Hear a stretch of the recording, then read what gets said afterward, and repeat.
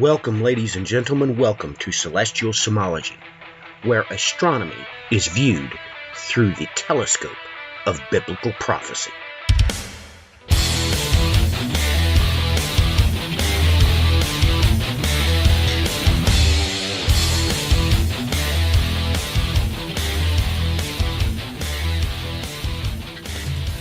Welcome, ladies and gentlemen, welcome to the program. It is good to be with you. We've got some jamming information for everybody. I am hyped. We are your hosts, Joe Musitla, Brian Ingram, and myself, Matthew Miller. It's good to get back in the saddle. We had an overwhelming response from our last broadcast on a possible extraterrestrial relocation. Really got people's gears turning, and I was rather quite surprised to get so many American responses. In particular, there was a gentleman from down south. He's an African American, I guess is the political correct way to state it. Over the course of several days, he worked with his librarian to seek these things out. After listening to Joe and I's broadcast, Rapture Ruckus. And lo and behold, he found what he found. He found the truth. And he started looking at things a different way. And then we did our last Celestial Somology on a possible extraterrestrial relocation. He went back to the library, asked the librarian to find everything she could on Jupiter's Grand Tack and the fifth gas giant Nice model. And sure enough, once all the information from NASA was placed in his hands, well, he was quite excited. And in lieu of that, Brian and I, you've heard us talk about, well, this particular star quite a few times. I have mentioned it offhandedly, but when you peer into the scripture and you know astronomy, there's a couple of things you need to realize that is very important with, well, epitaphs that Christ the King gave to himself. And that means a couple of things. That's why my first place that I looked was to the King Star. But beyond that, there is a greater point of view. And we're going to talk about that tonight because in order for the next step to be taken as a possible place that is prepared for us by the Lord our God that would be greater in scope and greater in testing than the children of Israel received, would have to be intergalactic. And really, when you peer into the heavens, I can come up with only one place. We're going to talk about that here tonight. So, let's get Joe on for his opening comments, and then Brian on his opening comments, their thoughts on this being a possibility. Of course, it may be their opinion that this is completely off the charts, that this is too fringe, it could never happen. I don't know. So you're going to find out their initial thoughts the same time I do, ladies and gentlemen. So, Joe, what's your opening thoughts about this possible intergalactic relocation? Possible, not possible? Is it a dumb idea? You know, just give it to us straight. You know, the more I look at things and the more I do study, I don't know. I always come back to with man, this is impossible. With God, all things are possible. And I can't even, you know, there are times that when I contemplate different scenarios or different ideas when I read the scripture, and it's overwhelming at times for my mind to try and comprehend the vastness of the Lord our God. So I don't think anything is impossible. The more we look at this, and the more I look at these things, it's mind blowing, and it's very humbling, to say the least. And it gets your gears turning in the right direction. Right. Like the work that you and I do on Rapture Ruckus. I mean, that's why we do it. You know, ladies and gentlemen, this gets your mind off the infinite distractions that we all have. And in today's world, everybody knows that adult men have what? Well, they have their hobbies, don't they? And they get lost in them, and they spend fantastic amount of time. But this type of research, this type of Bible study, gets you in the Word. That's the point. Because Joe is quite correct. Do you really believe that all things are possible with God?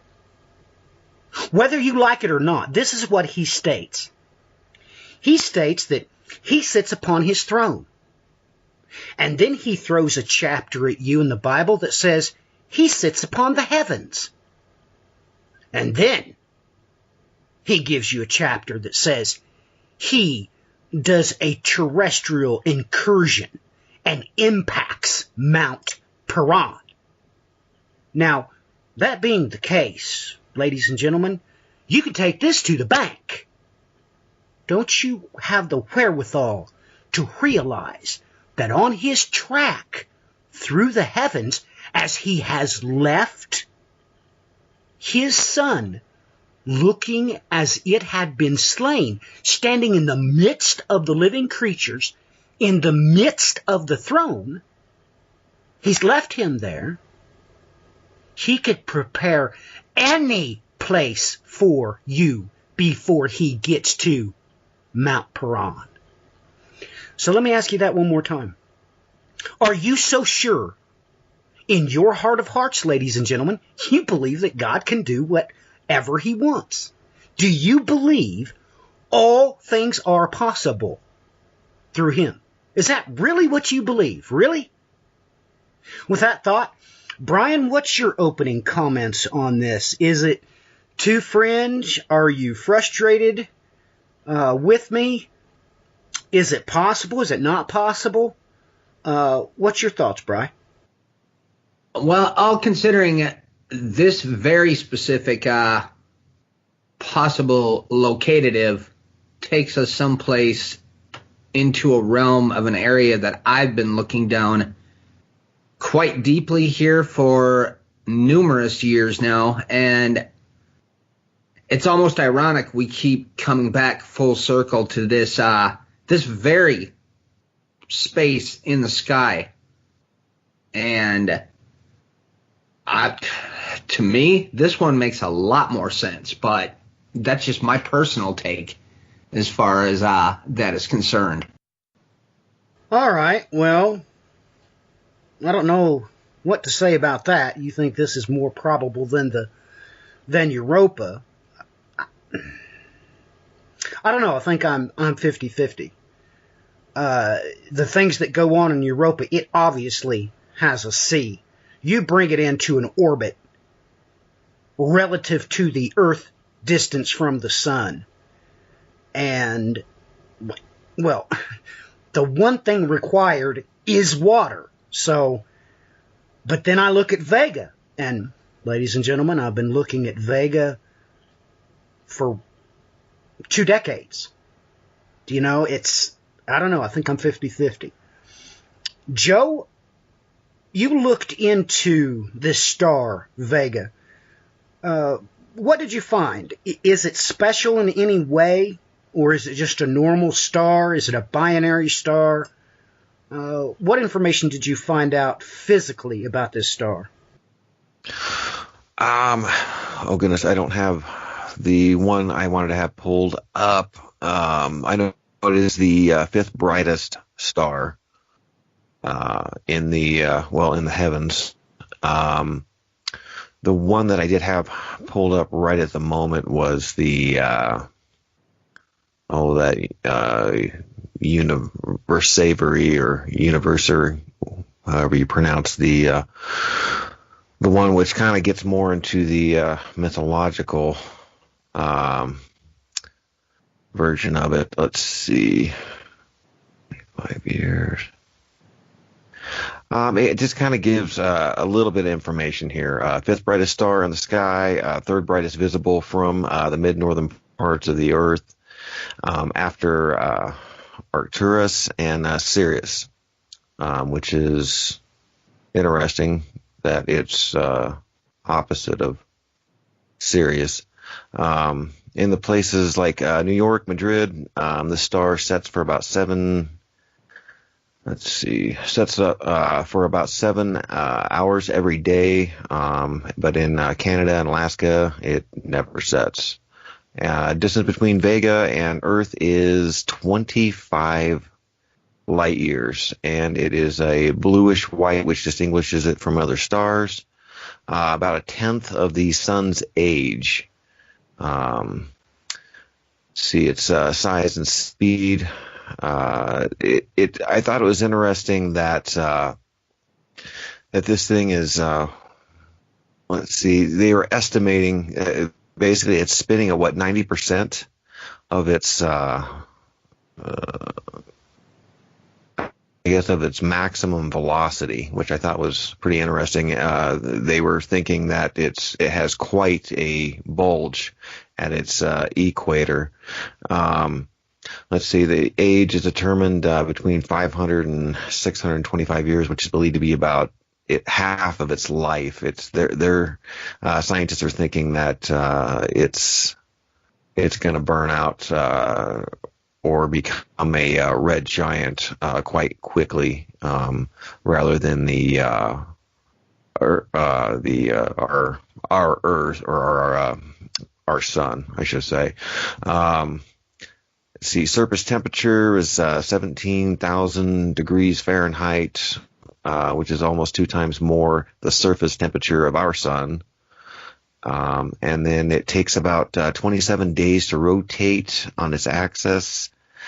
Our sun does, but Vega takes a mere 12.5 hours. So it's really going fast. Did you find any peculiarities with normally on a star we have concrete data, but when you take a look at Vega, a lot of things are obscure. Did you find out as to why that is? Do we have problems seeing it, or what is the deal with that? It seems that it kind of goes hand in hand with the different stories of mythology, but it seems like there's a Oort cloud in front of it, at least from our vantage point. Well, so prophetically speaking, you're saying it's in a great cloud, correct? Right. Correct. That's exactly what I saw. Now, back then, 2 decades ago, they said this outright.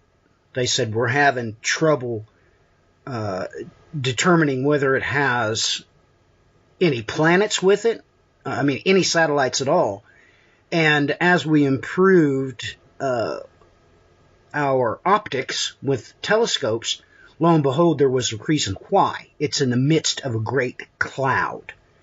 And prophetically speaking, that's off the charts, ladies and gentlemen, because you know all about the great cloud of witnesses, don't you? So, with that being said, let's pass this off to the Bri. Bri, what do you know about this star, Vega?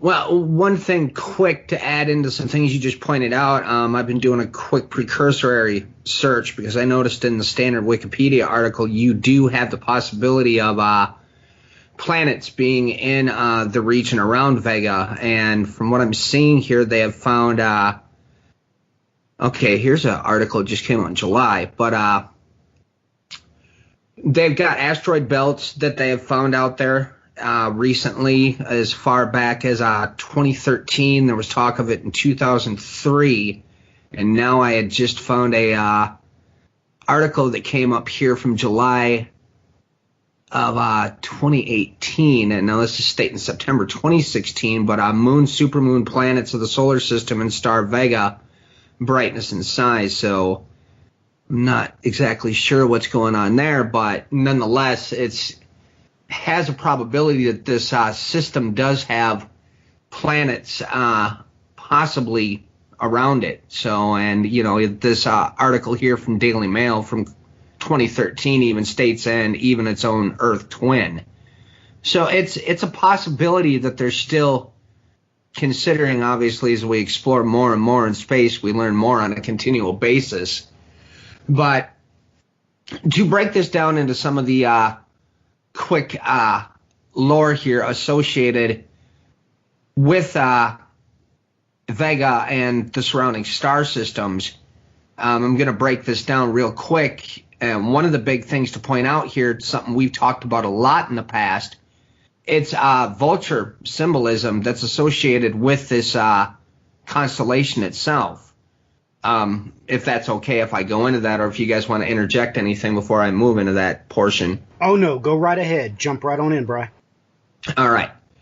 In Greek Hellenic sky lore, no less than 3 constellations were identified with the symbol of a vulture. These were Cygnus, Lyra, and Aquila. All 3 constellations are found in the same area of the sky. Their brightest stars, Deneb, which is A Cygni, Vega, A Lyra, and Altair, A Aquila, forming what is known as the Summer Triangle, a familiar sight in the northern night sky throughout the summer months. Greek mythology equated these 3 constellations with, among other things, the 3 Stymphalian birds that were sent against Hercules in his 6th labor. The association is confirmed by the fact that all 3 asterisms are located in the vicinity of the constellations of Hercules. In Mesopotamian star lore, 3 similar birds attacked the god Marduk, and these 2 were personified in the night sky as the constellations of Cygnus, Lyra, and Aquila. With the knowledge that the Greeks identified Marduk with Hercules, it becomes clear that the myth of the Stymphalian birds originated in Mesopotamia, where all 3 constellations were identified as winged creatures as early as the 3rd millennium BC. The Stymphalian birds, collectively known as the Stymphaliids or Harpies, are said to have been winged monsters with the faces of women, the bodies of vultures, and claws upon their hands.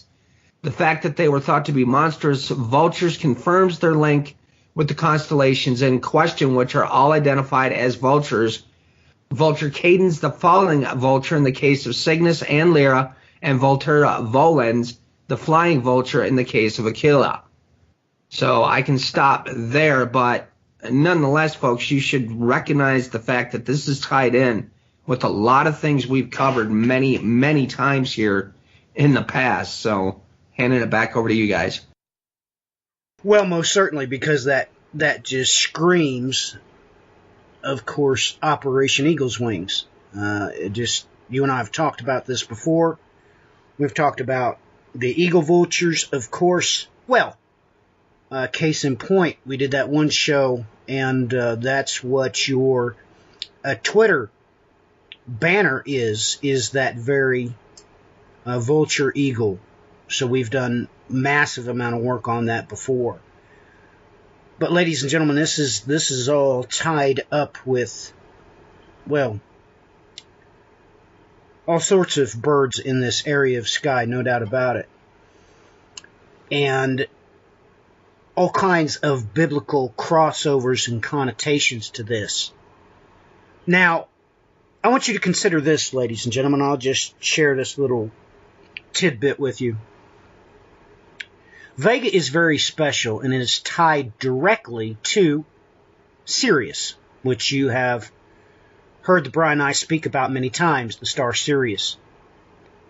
Of course, I'm sure most of you remember that it is the Dagon tribe that obtained information about Sirius. It was absolutely impossible. They couldn't have.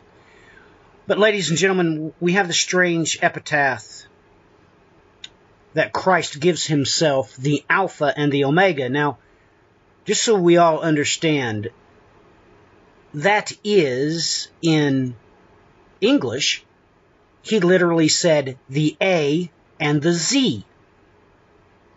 Those, as you all are well aware of, mathematical terms.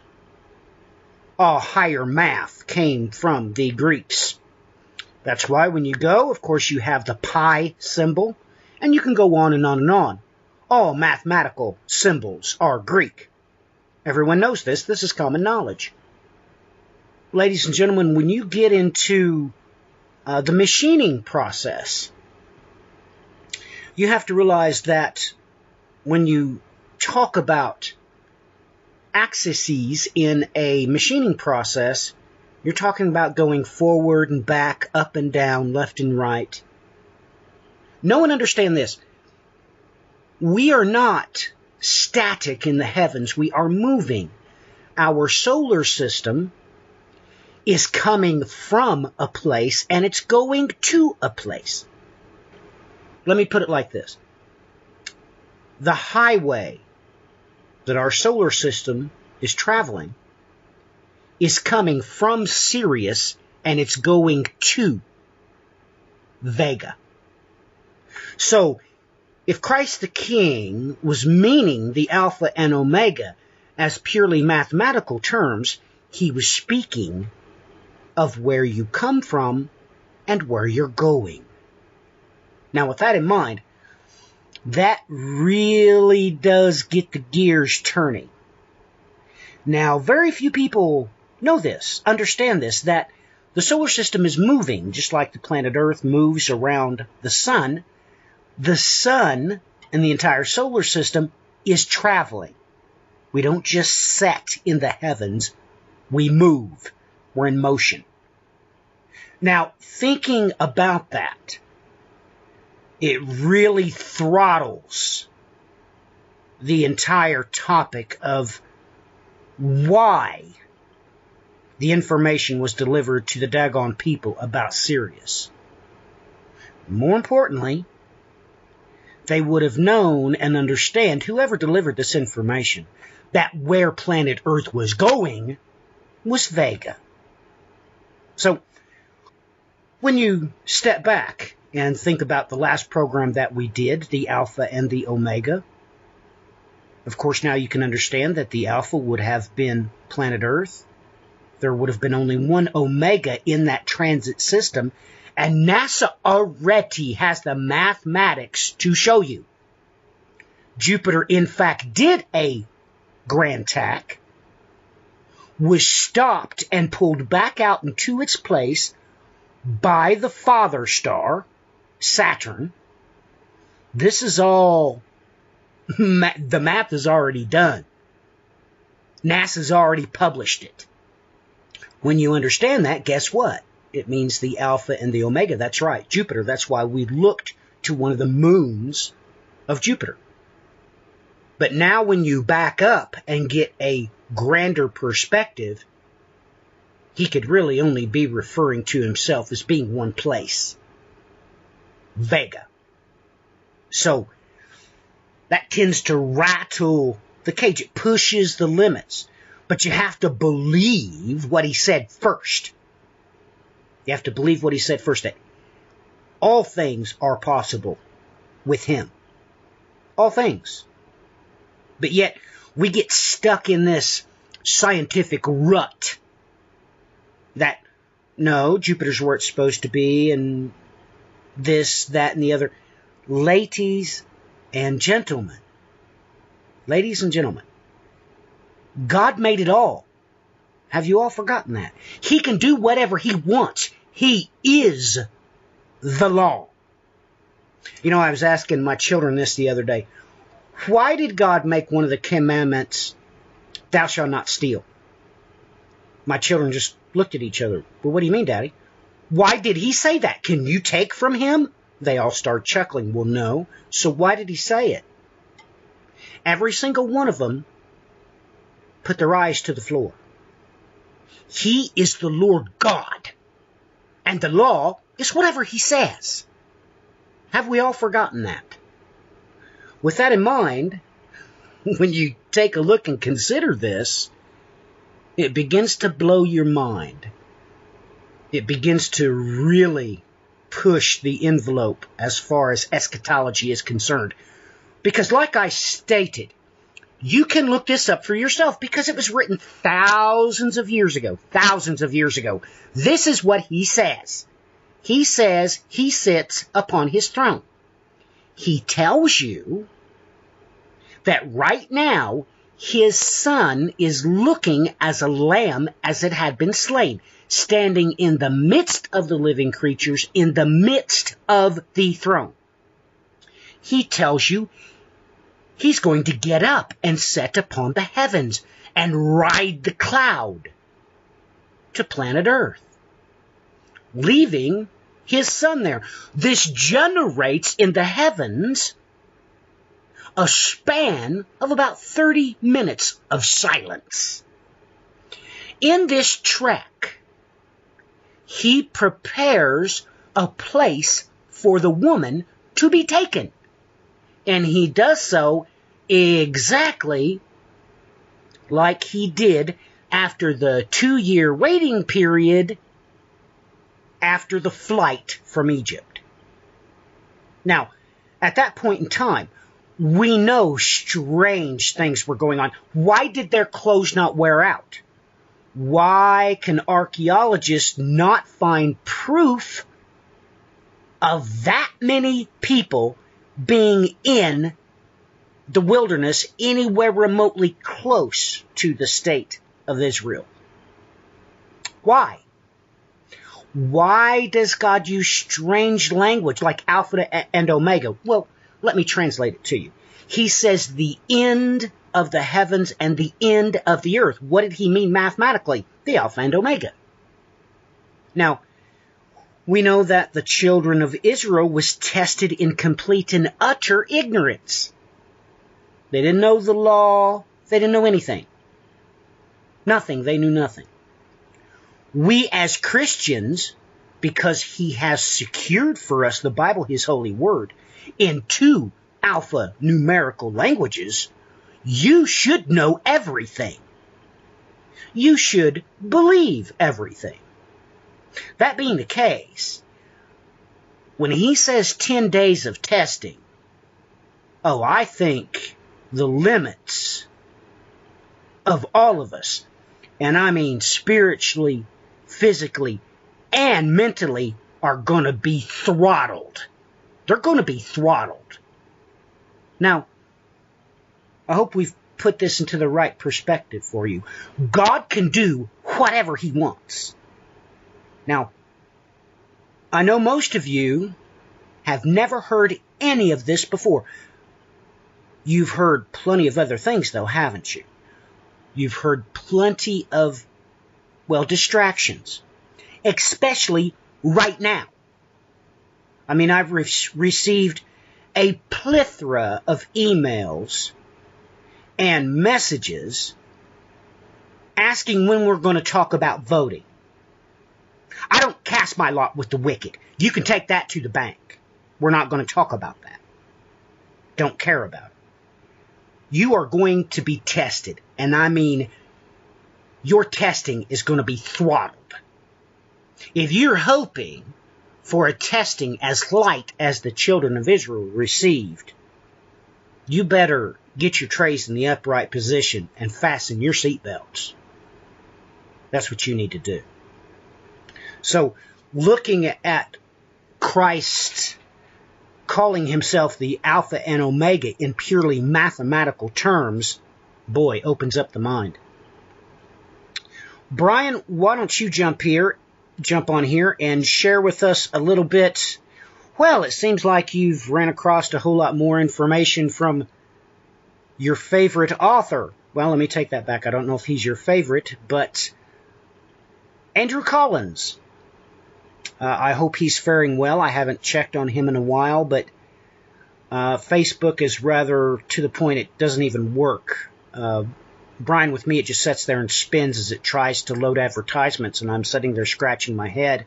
I did so at lunch. I tried to get on Facebook, and it just sat there and spun because It was trying to load all kinds of advertisements on my personal page. I was not on the news feed. I was on my personal page, so it shouldn't have had any advertisements, and it just sat there and spun. It wouldn't load for me. So I'm hoping that Andrew is faring well. But share with us some of the information that you come across. All right, well, I'm going to start with one aspect to sort of lead into the other one, because this is something I noticed in one of the articles that you guys had brought up, and this has to do with Vega, the shape of the star, and the fact that it's seen as being egg-shaped. It's not spherical like a typical star is.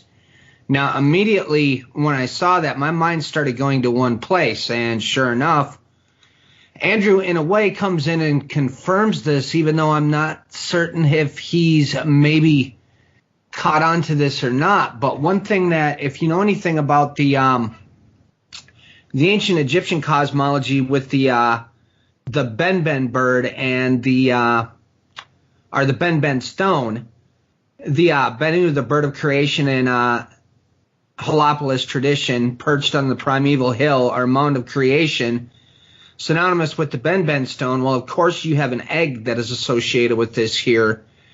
And to take a quote from Andrew's latest book, The Cygnus Key, this ethnological exercise tells us that Cygnus, often identified as a celestial swan or goose, and also an ibis, was once universally perceived as the womb of a primordial mother that gave birth to the sun, sometimes in the form of a sun egg. All right, folks, when you realize that Vega, when you look at its appearance, it appears as a sun egg, because what is a sun? It's a star. This breaks down to being the same thing. Now, this goes into further information here. I'm going to start here with the section that's subtitled A Pure Soul. Others followed Poole in identifying the Bennu bird with Cygnus, including English mythologist and poet Gerald Massey. He wrote the Egyptian Bennu in the tree corresponded to Cygnus as the swan of the Greeks, the eagle of the Romans, and the peacock of the Hindus. Now, I'm going to stop there and explain this, folks, real quick. This becomes important when you understand the Yazidis' belief system in Malik Taus, the peacock angel that they name Azazel.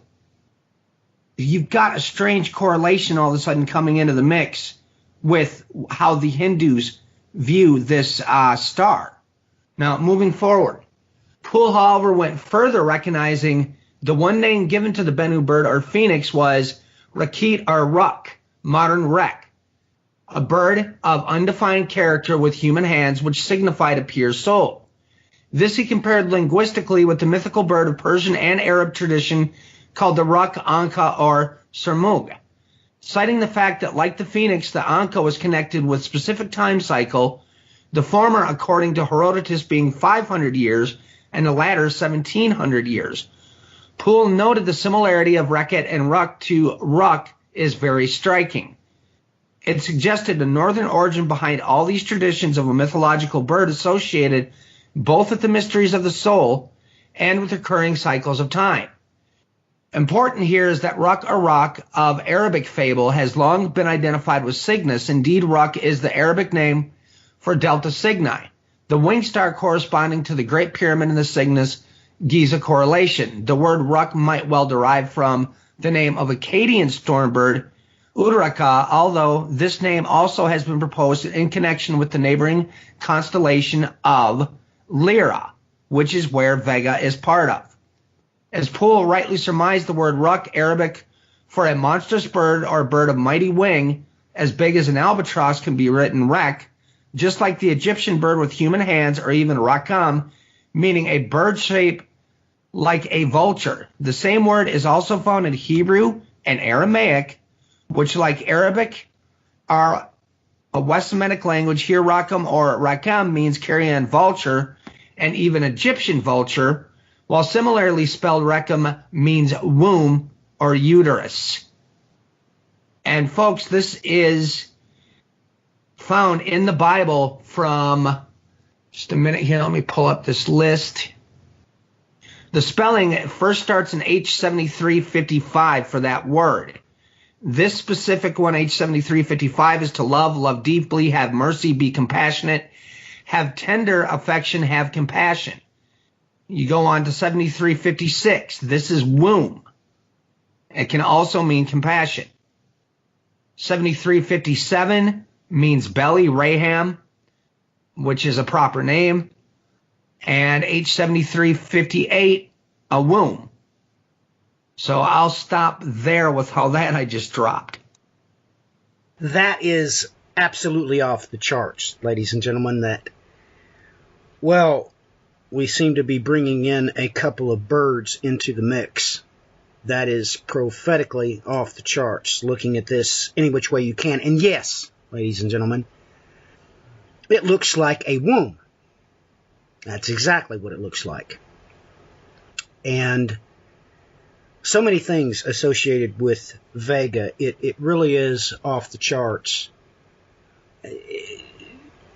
How many things have been discovered, well, because of Vega? The red shift, blue shift, that was all determined off of Vega. It is amazing the amount of stuff. Astronomically speaking, it's just off the charts. Now, we haven't even really talked about the simple fact that in the Bible, this constellation is a lyre, of course, that 10-stringed instrument that is all over Bible prophecy. It's even in the book of Asaph. It's absolutely amazing to, well, look at this. That, well, this star is also, of course, called the part of the summer triangle. It's amazing to look at, to study physically, just physically. You know, Joe mentioned the simple fact that it's rating 90% of its critical rotation speed. Well, meaning that, well, you know those 10 days of testing, right? Well, that's right. If it was to spin just 10% faster, it'd fly apart. And it creates this, well, egg or womb in the heavens that is extremely obscured because it's great cloud that is around it. You know, Joe brought up that its mean surface temperature is 17,000 degrees Fahrenheit. Now, all of you know and have heard Brian and I talk about, well, 17 in the Bible. The simple fact that, well, this pertains directly to the rod of iron. You all should immediately know and recognize that. The tale of the two sticks. Do you all recall that? I have spoken about it many times. But, in case you haven't, let's just read a little bit out of this from Ezekiel chapter 37. You, son of man, take one stick and write on it Judah, and for the children of Israel his companions. Then take another stick and write on it for Joseph, the stick of Ephraim, and for the house of Israel his companions. And join them for you one to another into one stick. Now, take note. I've asked many biblical scholars this. Well, what's the two names on the two sticks? Judah and Israel? No, it's not. No, it's not. Oh, no, it's not. It's Judah and Joseph. That's the names on the sticks. So, when you really take a concerted look at this, your faith can be throttled. When you really take a look into that chapter, well, ladies and gentlemen, Joe Do you have anything so far you want to add? You've been quiet for a while as Brian and I rambled on. Well, I rambled. But anyway, what's your thoughts thus far on Brian and I's comments, Joe? Oh my goodness, mind blowing. I know Brian was talking about, well, the birds, and let's see, the other one that kind of pops up here is I believe it's pronounced Columba constellation. Let's see, it says here early 3rd century BC. And ladies and gentlemen, I'm going to butcher some names here. I'm sorry, my pronunciation's always pretty awful. I can usually barely pronounce my own last name. Aratus, I believe, astronomical poem. Phenomena lines gives the lines is of this poem is 367, 370, and 348 through 385. Mentions faint stars where Columba is now, but does not fit any name or figure to them. And this article kind of goes on. Let's see, 1592 AD, Petrus. Here we go. Planicus. Well, I'm going to butcher that name. Plancius is the best I can come up with. First depicted Columbia on a small celestial planisphere of a large wall map named Columba. Noah's dove. To differentiate the uniform stars of a large constellation, Canis Major.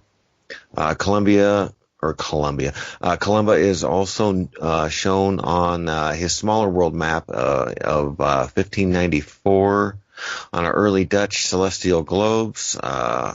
Plancius, originally named the constellation Columba Noachi, Noah's dove, referring to the dove that gave Noah the information the great flood was receding. This name is found early in the 17th century celestial globes and star atlases. Well, Joe, why is this Noah's dove coming up? Why are you bringing that up exactly? What makes it relative or pertinent to Vega? That's a really good question. Goodness, what comes to mind is one, if you are standing on Vega, looking at the Earth, it is in the constellation Columba. So, let me get this right. From the vantage point of Vega, Earth is located in Noah's dove. I did hear you correct, right? Correct. Bry, your comments.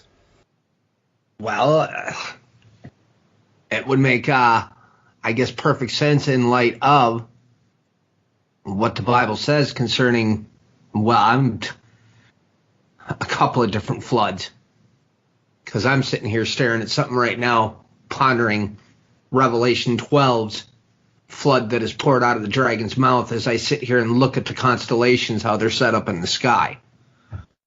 Well, please do elaborate. Please elaborate.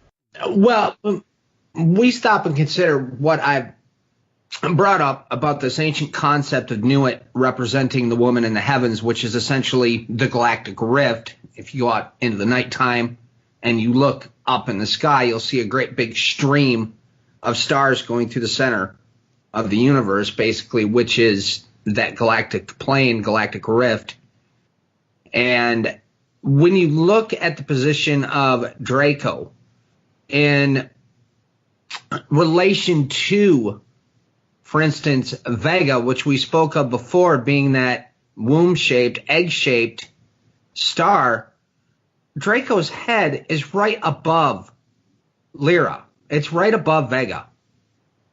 Now, just to me, on a logical standpoint, isn't the dragon a lot closer here than it is to Virgo? Because you've got an entire constellation between Draco and Virgo. And it just, if you look further on down, if you keep going across, looking through, obviously you've got Aquarius with the water bearer, but I don't know. My mind's thinking in a different direction here as to possibly what this flood could be represented in the heavens at the same time. And could it be the galactic rift in and of itself also has a role to play in this idea? Well, maybe I'll share something right now that, well, ladies and gentlemen, this is the first time I've given this information publicly. You all know that I studied astronomy in an institution of higher learning. You've all heard me and Brian talk about that there is a specific time of year that Noah's North Pole, because we have those coordinates, ladies and gentlemen, because, well, we believe the Bible, God's holy word. When you believe it, you can calculate exactly where Noah's North Pole is, because he's not afraid to give you that information. He's just not afraid to do it, so he just does. You can calculate a date every year that Noah's North Pole passes right under Nodius 3. That is the third knot in Draco's tail.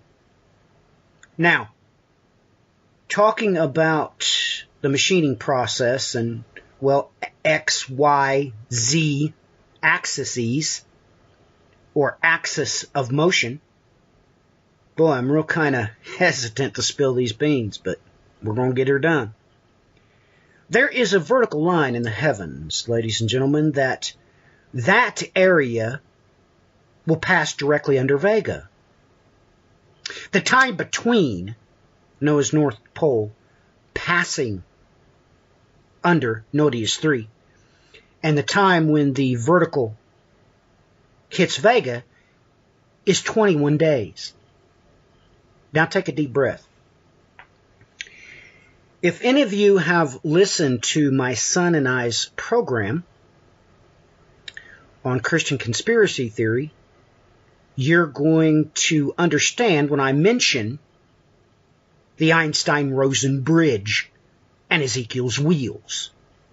We've already talked about Ezekiel chapter 37 so far.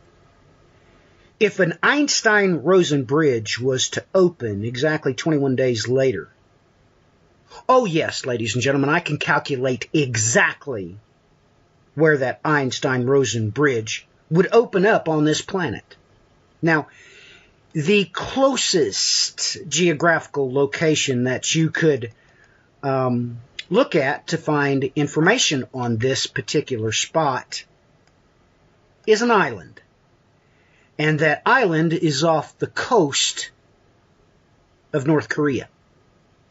When you bring up a map, you will see 3 very strange little islands that have little, well, it looks like roads leading to the mainland. That's right, I've done all these calculations. I can send them to you. No problem. And when we think about that politically, boy, if you was going to hide something somewhere, North Korea is the #1 place to do it. Now, what I stated to you has probably rattled your cage a little bit, and you're thinking to yourself, what on earth is an Einstein-Rosen bridge? Well, ladies and gentlemen, that's a wormhole. And yes, that could possibly mean exactly what Ezekiel's wheels did. And the cherubim, as you know, passed through the Einstein-Rosen bridge because their spirits was in the wheels. But you have to look at things a little bit differently. I suggest that you get a hold of that episode that my son and I did on lion men, interdimensional assassins in the Bible. You might want to take a look at it and realize the ramifications of what I just said. Now, time's going to be topsy-turvy, meaning that our orbital velocity may be in flux, our revolutions per day could be in flux. But now, in this time, and let us not forget what Daniel actually states. He said there's time, times, and the dividing of time. So in this time, being 24 hours in a day and 365 days in a year, I can calculate where it would be, and I just told you.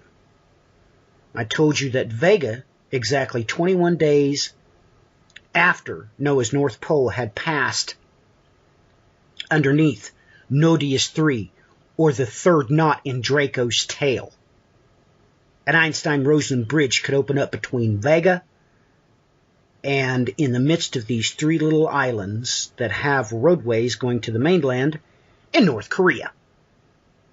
Just bring up a map of North Korea and, well, look off her western coast and just start going up the shoreline. I'm sure you'll find it. So now I've probably really got the gears turning, but Joe bringing up the simple fact that, wait a minute, let's really push the envelope here. Christ mentions a very strange thing in the New Testament. He talks about, well, a sheepfold, but he mentions it in a way that has always confused people. It really has. In John, the 10th chapter, verse 16, it's stated as thus, "Now I have sheep which are not of this fold. These also I must lead. They will hearken to my voice. And there," now listen, what did he say?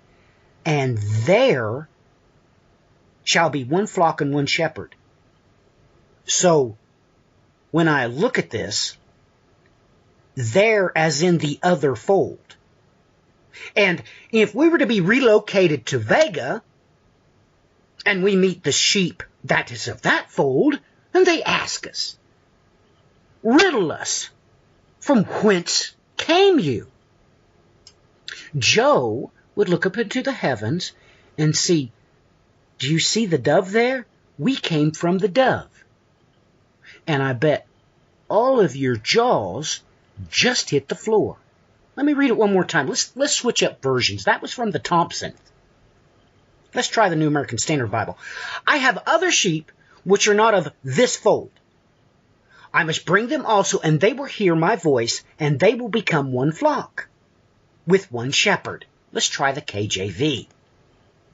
"And other sheep I have, which are not of this fold, them also I must bring, and they shall hear my voice, and there shall be one fold and one shepherd." You see how that reads completely different from the Thompson? You might want to check that in the Edita Regia. You might want to check that in the Delitzsch New Testament. You might want to tear that verse apart. Now, it seems to me that we seem to be covering a couple of different types of birds. Could it be prophetically impregnated into the Bible, God's holy word, that, well, obviously the Holy Spirit is represented by the dove? What if the Father and the Son is represented by two other types of birds in the Scripture? Brian, your thoughts? That's, how would you put that? That's some heavy stuff there. That's definitely heavy duty. Let's get Joe's take on it. Joe, your commentary, please. Commentary. Wow, that was. I've got some pondering to do. It's not that. Well, I love when it all makes sense. I guess I need just a little time to kind of put a couple different things together on that in my melon to kind of get that to congeal a little bit more. But that was like I guess Brian, I would agree with Brian. That was pretty heavy duty. Wow. So both of you just stand me up. That's classic. Let's talk about this island a little bit. That little bitty island, the closest location, is called Jukdo Island. Jukdo Island. There in North Korea. It's very interesting to take a look at. And as a matter of fact, why don't we just do this? I can send Brian and Joe the link so they can peer and see what I see. And let's get their commentary on that. Now, take note, gentlemen, that this is North Korea, so they're not going to give you the information in English, okay? So it's going to be written in Korean. But why don't you both take a look at the map and, as I offer some more commentary here, I guess. But it's amazing, ladies and gentlemen, that if you were going to pick a spot on this planet that really there wouldn't be too much snooping into, that's where you'd go. You would pick North Korea, no doubt about it. Now, wait a minute. Brian just sent me a message. Brian, why don't you give me some commentary on the verse you just sent me and why? Please? Well, I've been looking over. I sent you guys that link earlier that had all the words with that spelling for Rechem, that word for vulture and womb. And as we were pondering over what I just brought up there before you kind of blew the top of our heads off, Job 38, verse 8, also brings up something very interesting, or who shut up the sea with doors. When it burst out, it came forth from the where? From the womb. So I was just kind of going through these verses here, and that one really stood out to me. So light of. So you're saying that this location, I mean, ladies and gentlemen, let me read that again, okay? This is from the KJ3. Of course, I put a lot of time in on that translation. Or who shut up the sea with doors? When it burst out, it came forth from the womb. What Brian is saying, that this verse could be the answer as to why I wanted to calculate where an Einstein-Rosen bridge would open up after we'd been kicked off our axis, after we went back to a 0-degree axis. Like I said, let me state that one more time. 21 days later, the vertical passes directly under Vega on one set of coordinates. It is off the western northern shore of North Korea. Now, with everything else that God states is going to happen on the great day of he who sitteth upon the throne. Wow. Brian, if I blew your head off, you just blew mine off. Because I hadn't thought to put two, I mean, it means I really dropped the ball after 2 decades. I never thought to search for verses that would actually say something to this effect. I mean, ladies and gentlemen,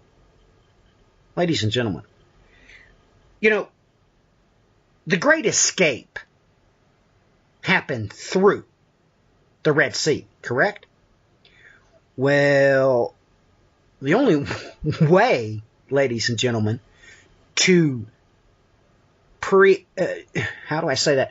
to create a more grandiose thing is not to be, well, delivered through the sea, but be delivered in the sea. Just have God move the sea, and that's where we gather before we're relocated. Joe, any thoughts on that? When I read, when Brian popped that up, I actually kind of chuckled just because I was marveling. I was just, I love when that happens. I don't know. To me, it's got isochronal written all over it, just because one, you have, you had I brought up the little article on Columba, which gives you, well, Noah's dove, and then, like you just said, of the parting of the Red Sea, and here we are reading about sea again. Wow. Yeah, to me, it's really connecting a lot of dots. Like I said, I think I'm kind of 50-50 on where, from the last show. I think it's either one is 100% plausible to me at this point, where God would relocate those awaiting their brideship. Well, let me ask you this, Joe.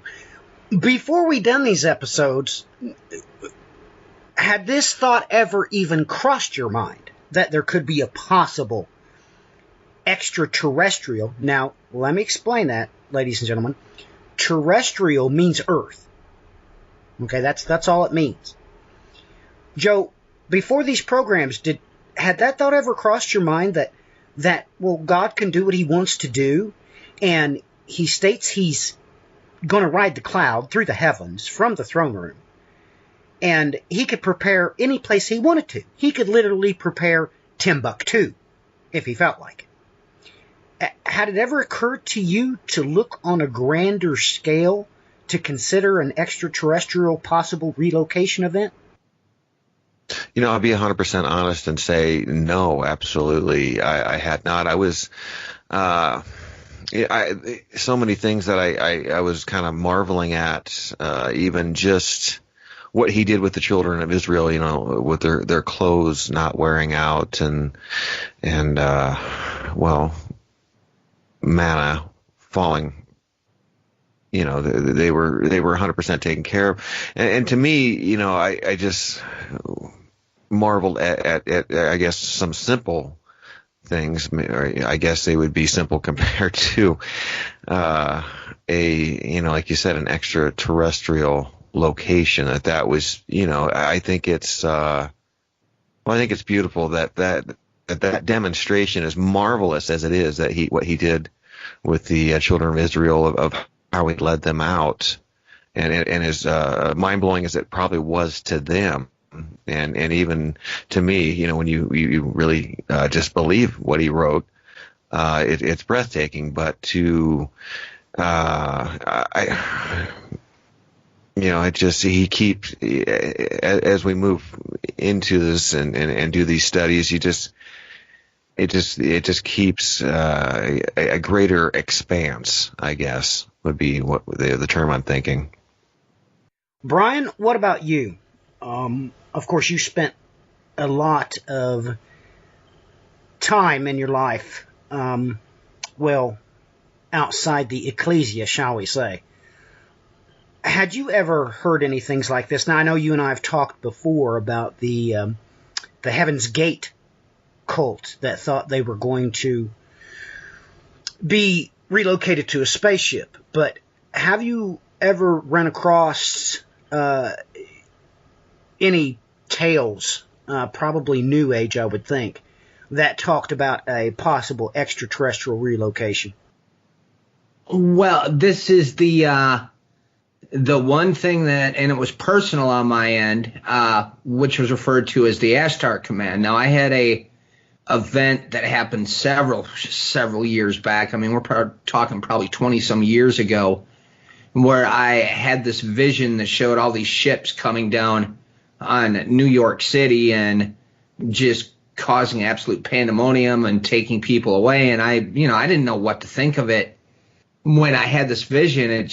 There was all kinds of strange symbolic things going on in there. And, as the years progressed, I kept coming across people that had the same vision, that had tattoos of this and all kinds of weird stuff. And I'm just going, what in the world is going on here?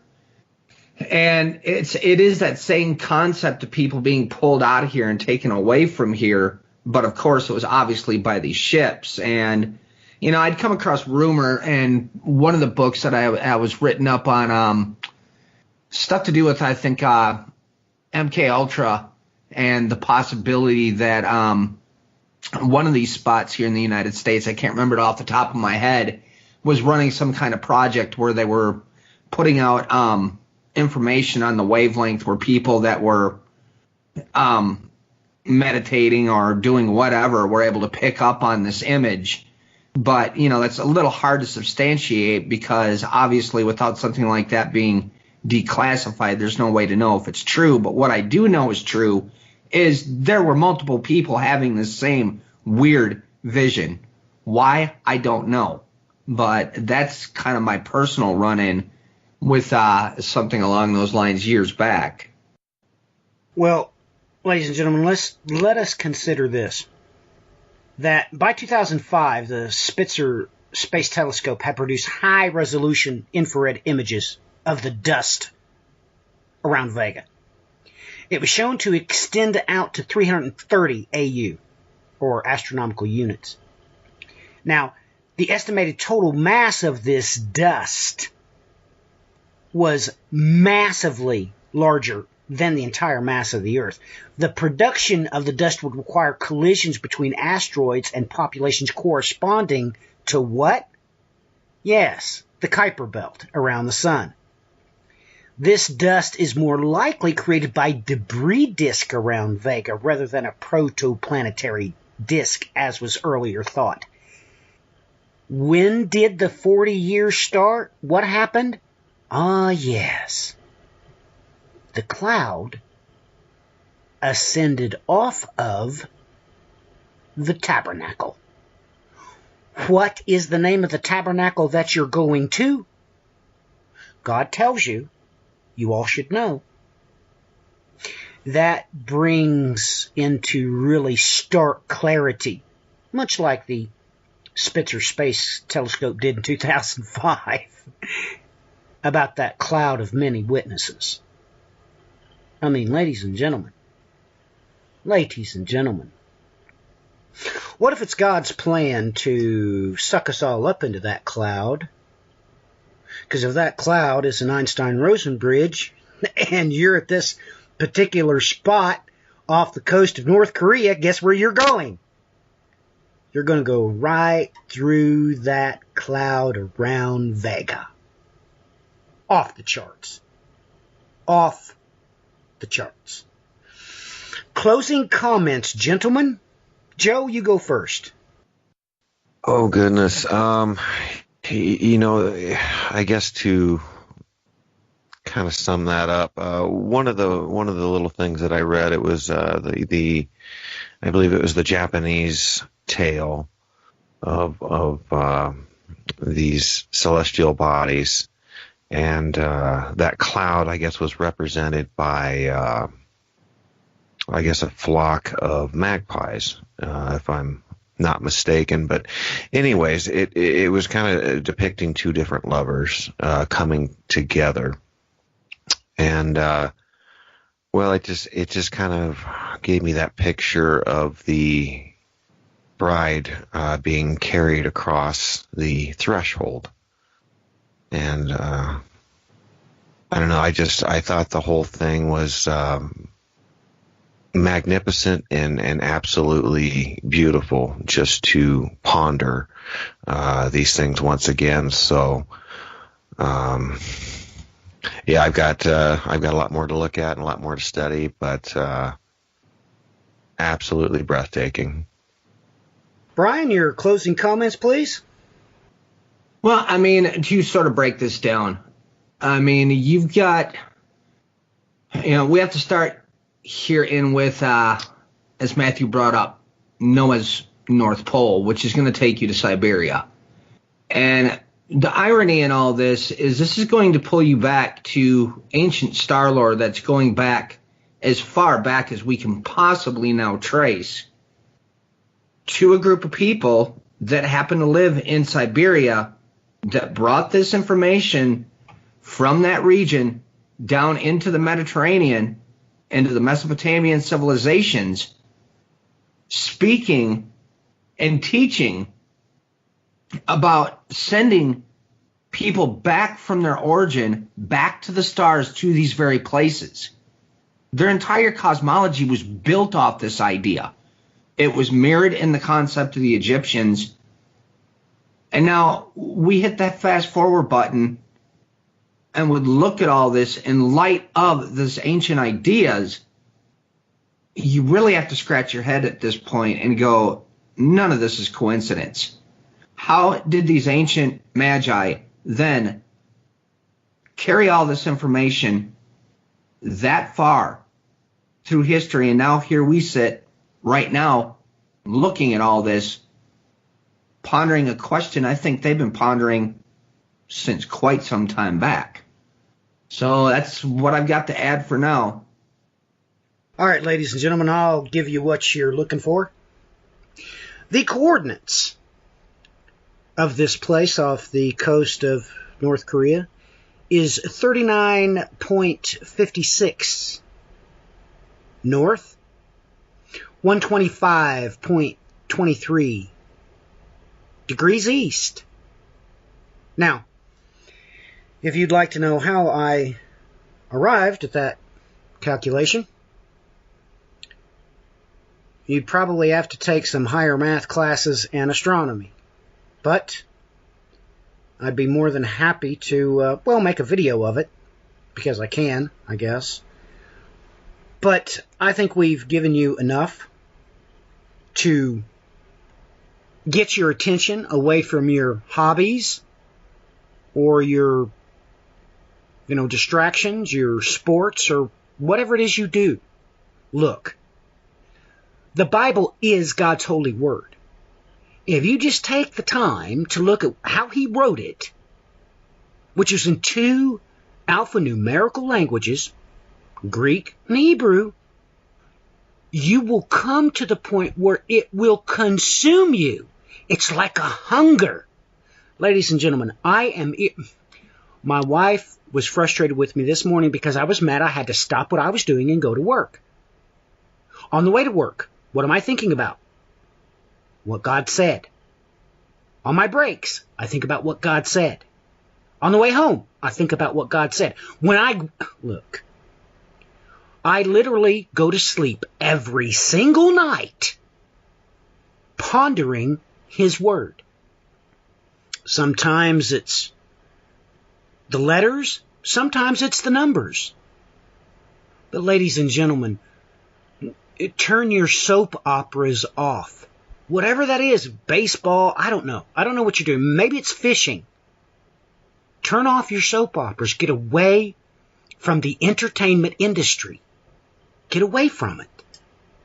And he will show you his wonders. Because that's what, ladies and gentlemen, the Holy Spirit is supposed to show you what is to come. And he really does want to. But not if you're too busy playing golf. It's not his fault. It's your fault. Whatever it is you do. I don't know. Maybe it's Facebook time. I don't know.